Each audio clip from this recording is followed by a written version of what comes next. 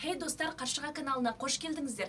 Музыкалық аспапты тез әрі дұрыс үйренгің келеді, бірақ қайдан және қалай екенін білмейсің бе? Онда Қаршыға KZ курсы саған көмекке келетін боламыз. Қазіргі таңда Қаршыға KZ курсында 1000-нан аса оқушыларымыз білім алуда.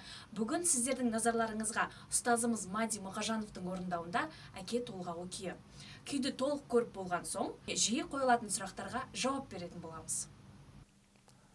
Жасарал Еңсеповтың күйі «Әке толғауы».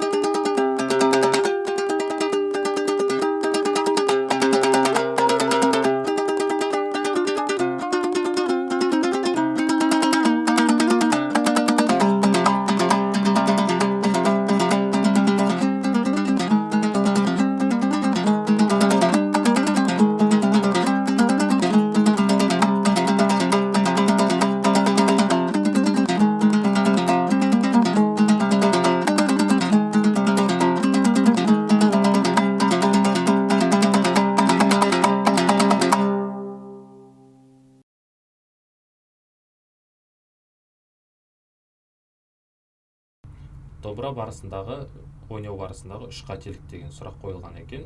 Енді ол қателіктер әртүрлі болады, ол адамға байланысты. Мен көбіне кең таралған қателіктер ол қол қойылым. Оң қолда көбісі жаңағы білек қосып ойнайды.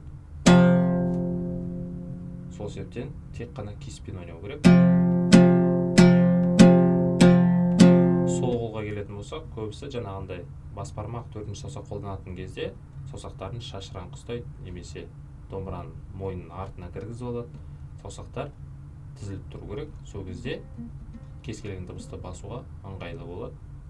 Және де күйдің ырғағын дұрыс тартпайтындар көп болады, қағыстарын көп тартпайтындар көп болады. Сол себептен оны мұқият қарап, көбінесе жаңағындай запись дейді ғой, күйлерді көп тыңдау керек, видеоларды көп қарау керек.